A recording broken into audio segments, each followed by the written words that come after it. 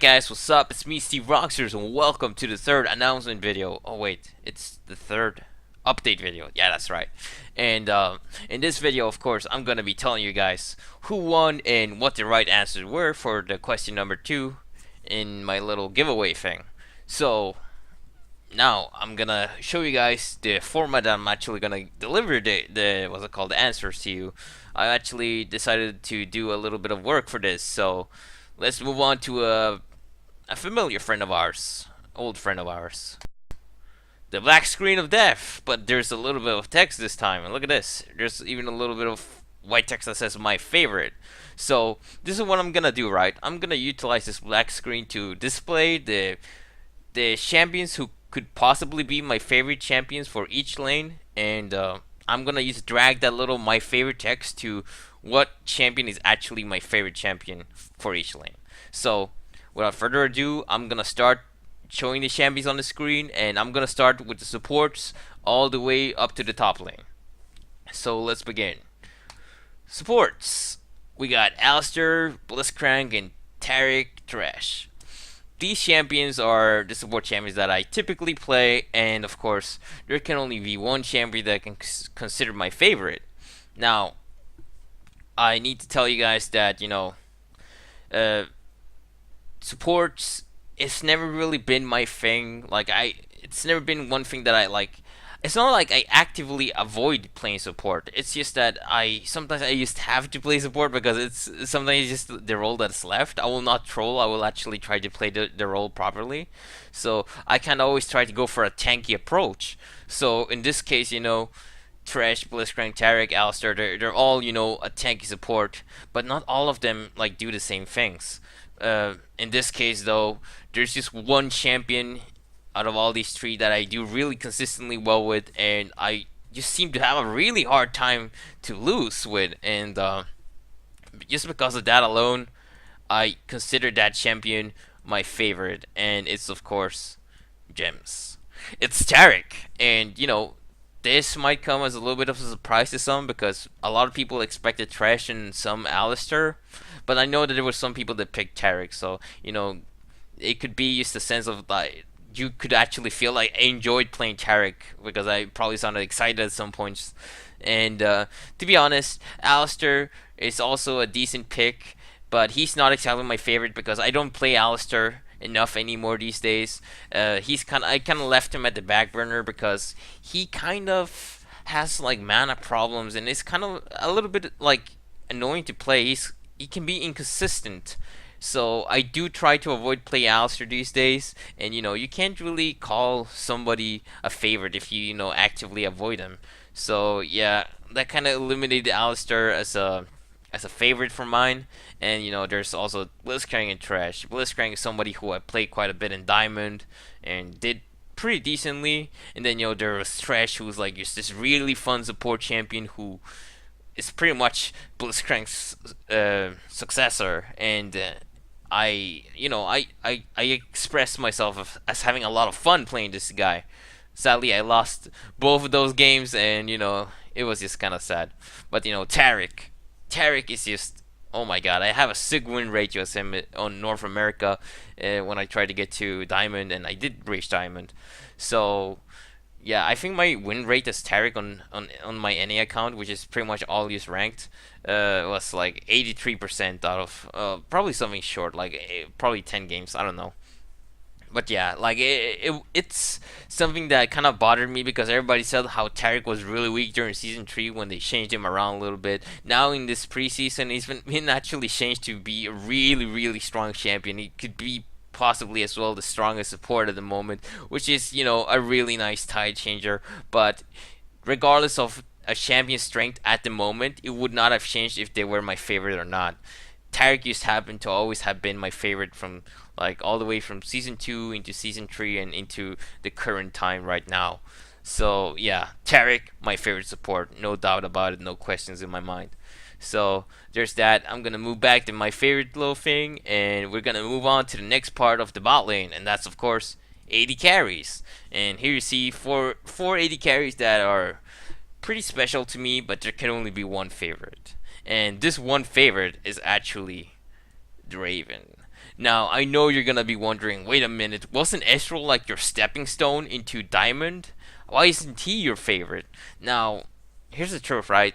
Back in the day, I did play quite a bit of Ezreal, and yeah, he did allow me to win a game that was like seemed really impossible, and it was like just that one game away from Diamond. But I don't really find Ezreal as enjoyable to play as I find Draven. Draven has a very satisfying way to play, and you get really rewarded when you play him right. Like just throwing those axes, catching them, and then using that little knockback thing to slow people and just ensure that you get the kill. And if they get too far away, you just throw the ultimate at them and they still die. Like there's just so many ways to kill somebody as Draven. And I'm probably sounding like a really crazy serial killer right now, and I swear to God I'm not. But like he's just a really fun champion to play. And I don't know, man. Like it's just like out of all the AD carries, he really did bring a breath of fresh air, and I just had a blast. I always had a blast playing as him as an AD carry, and he's gonna stay that way because I have a feeling that I'm gonna start playing him a lot more again when I'm gonna be made to play AD carry. So you maybe might have something to look forward there. I don't know how much like. Excitement I expressed in my Let's Play Your League Champion video, but I do think that I did say something along the lines of the same words that I just said. So, yeah, Draven is definitely my favorite AD carry. So there's that. Let's move back to a little my favorite text and move on to the next part of the Summoner's Rift, and it's of course mid laners. So here we got Gragas, we got Kassadin, we got Orianna, we got Veigar. Now, all these champions, they are special to me in some kind of way. Orianna, she was a champion that allowed me to.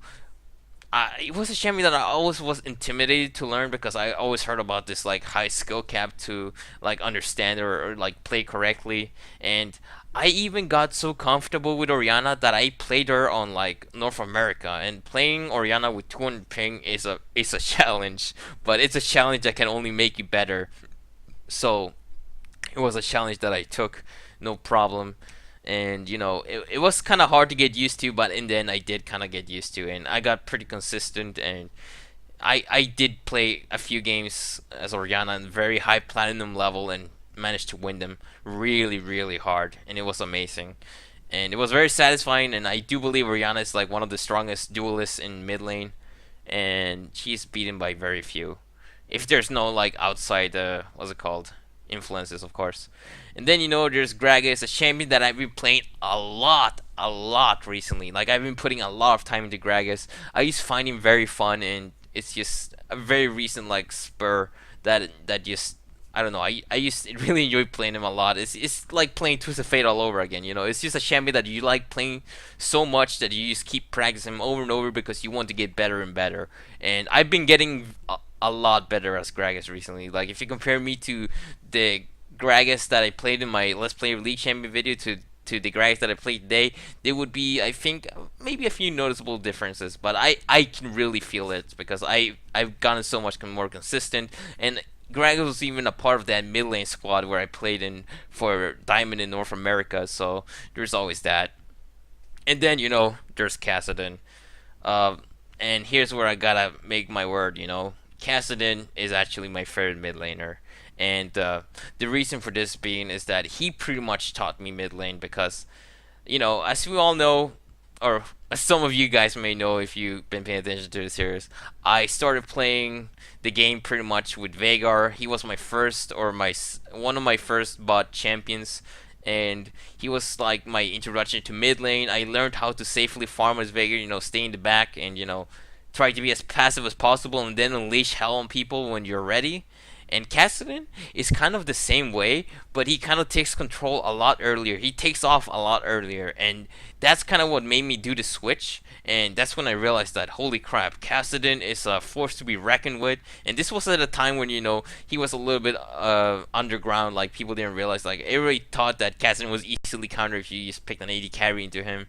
And to be honest, picking anything that was really high harass against him back then was like pretty much a counter. But these days with season 3, Crystalline Flask allows you to have a lot more sustained lane and survive the bad early part of his game a little bit better. And pretty much it leads to a better way of having consistent games as Kassadin. So you can be a little bit more consistent and get to that point where you become a beast a lot faster.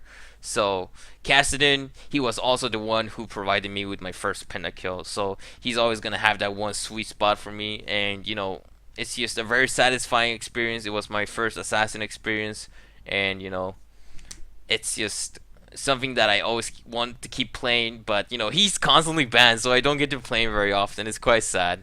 But I'm always looking out for that moment, and when that moment happens, there's always fireworks. So yeah, that's Kassadin, and yeah, he's just my favorite mid lane. That's all there is to it. Anyways, let's move back to my favorite a little bit here. Yep, and let's move on to junglers. So here we got Cho'Gath, Nautilus, Nocturne, Sinzao. So as you all know, Cho'Gath I played pretty much at the very start of season 3. Like I had to find a new jungler once Skarner got nerfed. I couldn't just play Nautilus all the time now. Like I had the same problem as I had with Skarner. I had to find a second jungler, and Cho'Gath filled that gap in pretty well. And I just like the fact that hitting your AoE spells, both your AoE spells onto an entire team. Like you can hit 5 people with it, and if you did manage to pull that off, you pretty much won a team fight single-handedly. As long as you have your team with you, and because that thing is like a really tight, like it's a tide turner, and the fact that those two AoE spells aren't on like a cooldown bigger than 20 seconds is just really stupid. But yeah, that's Cho'Gath, really powerful champion that I like. Then there's Nautilus, this guy who everybody called Bioshock, even though the technical term for the thing that he resembles in Bioshock is called Big Daddy. People still call him Bioshock, and I ended up calling him Bioshock as well a few times because goddamn you, West. But yeah, Nautilus, really fun champion, heavy ganking, and he was like that was a really strong point of junglers in season 2. And it kind of did fall into season 3 a little bit. It was a lot more taught into counter jungling and farming in season 3, which kind of made Nautilus fall back a little bit. He's still in a little bit of a bad spot in the meta, but that doesn't change much. I still enjoy playing him, and that's what makes him my favorite jungler. Nautilus is indeed my favorite jungler because there's nothing that can replace the feeling of hooking onto somebody, you snaring them on the ground by auto attacking them once, and if they're trying to run away, you slow them. If they're getting too far away, you ult them so they get knocked up and they get stuck forever. Nautilus is just somebody who craps out crowd control like there is no tomorrow. Kind of like Janna, but like you come from the jungle and you're this tanky guy. I remember when I first saw Nautilus pop out of a brush, and I was like, whoa, what the hell? When did this big guy come out from? And it was just I knew from that point, I gotta play this champion because maybe I'll make some people flash just by them seeing me for the first time. And in many ways, Nautilus does cause that effect because once you see Nautilus, you better start running because he's probably gonna just hold on to you, and once he holds on to you, you're gonna be like held on to forever. And that's kind of like the gist of Nautilus, really. But yeah, I really enjoy playing Nautilus, and I know that Nocturne is very special to me as well because he is the first champion that I ever played. But Nocturne was somebody who I wasn't very comfortable with at first. I did get very comfortable with him afterwards, but that was like after I kind of like abandoned jungling altogether and like tried to focus more on like all of the other roles, and I kind of like had this revelation. Holy crap, I wasn't always like that bad at jungling. It was more like the teammates that I played with, they were, I don't know, like they just made the game too late to salvage. So like it was not that I was a bad jungler. It's just I just had very bad games to like evaluate my Nocturne play. So I decided to pick up Nocturne again, and using my assassin experience and whatnot from playing mid lane champions and such, I just was able to pull off better Nocturne games. But not Gangplank, sorry. Nautilus was definitely a champion who I have always fun playing as a jungler, and I cannot deny that. So he is my favorite jungler. I'm sorry, guys. Since Sao, of course, I do owe him some mention because I did play him quite a bit in North America because he is a very ping-friendly jungler compared to all of these three who do have some skill shots. So yeah, since Sao, he was kind of like the same like learning curve as Nocturne. I didn't really have a good like time in the beginning, but later on I kind of like did flourish into like having successful jungle runs with this champion, and yeah, it's just something that grew. But yeah, Null is still number one. Doesn't matter. So I'll move this back and let's move on to the last category, and that's top laners. So top laners, we got Olaf, Riven, Rumble, Vladimir.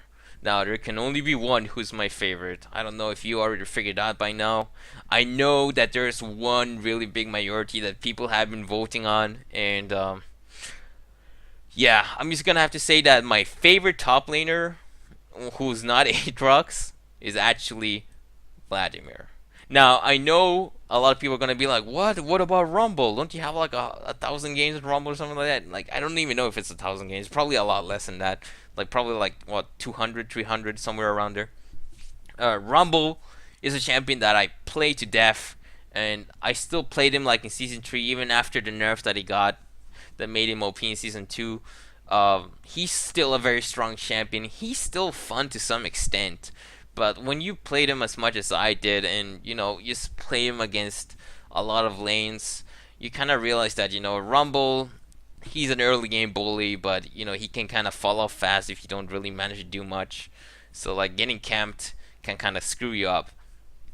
But Vladimir, he does have this special thing to him that he was my first he was the champion that I felt out top lane a bit, because as you all know, in that video I explained how like my friend recommended me to play Vladimir if I wanted to learn top, because I was such a like mage oriented player at the time, and he was a short range mage, so it kind of felt weird, but at the same time it made sense to use somebody who at least had some kind of range against these like bruiser champions who were mostly melee ranged. So you kind of had that little kiting advantage where you could use sap their health and get health back, and that's where my idea of like having good sustaining top lane is what gets you really far in that lane. Now Vladimir doesn't have like the best sustain in the game, but it's still decent, and it does get to that point where it gets really ridiculous, and it's just like freaking Dracula reborn, whatever you want to call it. Actually, it's not Dracula I'm thinking of, right? Yeah, or is it? I don't. I am sorry, guys. I shouldn't mention any of those names. But yeah, like Vladimir, I had a blast playing with him, and trolling with him with the W, and then using Sonya's right after. It's like some things you just can't like repeat with other champions, unless maybe you're playing Fizz. But that's a different thing. Vladimir though, like very special champion for me.